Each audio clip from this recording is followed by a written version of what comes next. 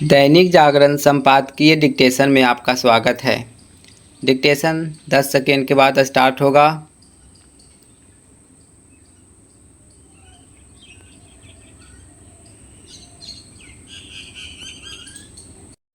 Start. Trinamool Congress के बाद शिवसेना उद्धव गुट के 9 में से 6 लोकसभा सदस्यों की ओर से शिवसेना शिंदे में शामिल होने की तैयारी केवल यही नहीं बताती कि वे सत्तापक्ष के साथ जाने को आतुर हैं, बल्कि यह भी रेखांकित करती है कि भारतीय राजनीति में मौकापरस्ती बढ़ती जा रही है। शिवसेना में यह दूसरी टूट है। इसके पहले भी उसके विधायक एवं सांसद टूट चुके हैं और पार्टी अपना चुनाव चिन्ह भी गंवा चुकी है। उसके लिए इस एक और झटके से उबर पाना कठिन होगा। अब उसके सामने अपना अस्तित्व बचाने का संकट है। अपने इस संकट और बिखराव के लिए वही अधिक जिम्मेदार है।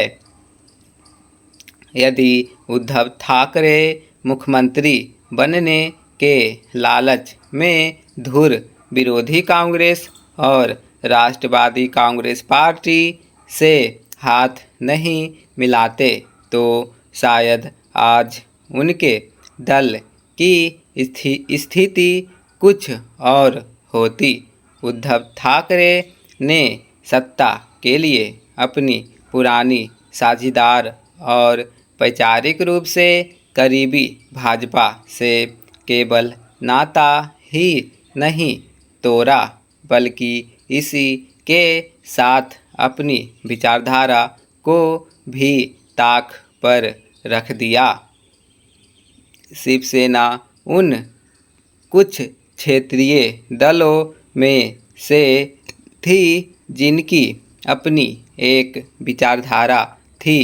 वह मूलतः अपनी विचारधारा से भटकने के कारण ही बिखरी। तृणमूल कांग्रेस की तो कोई विचारधारा ही नहीं थी, केवल सत्ता पाना और उसमें एन केन प्राक्रेन बने रहना ही उसकी राजनीति का केंद्र बिंदु था।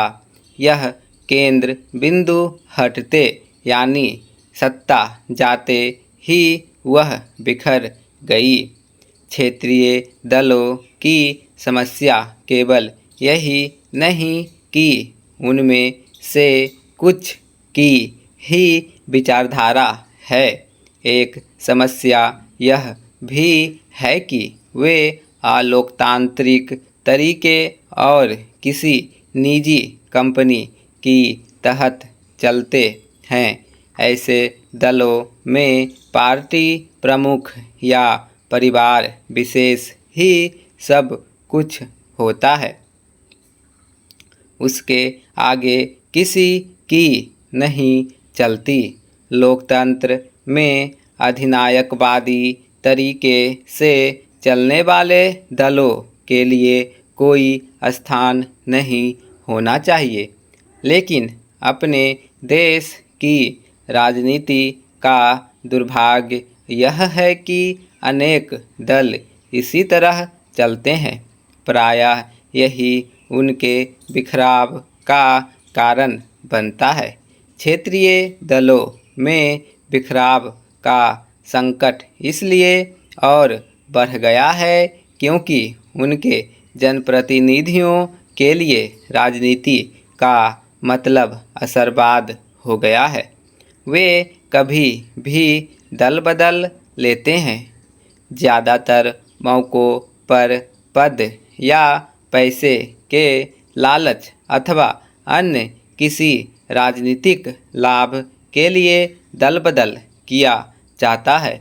किसी के दल बदलने में हर्ज नहीं, लेकिन ऐसा करने के पहले यह आवश्यक है कि वे विधायक या सांसद पद से त्यागपत्र दें। ऐसा ना करना जनादेश का निराधार है।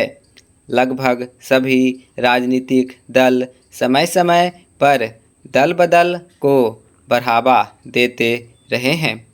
दल बदल विरोधी कानून के बावजूद विधायकों सांसदों के टूट का सिलसिला कायम है।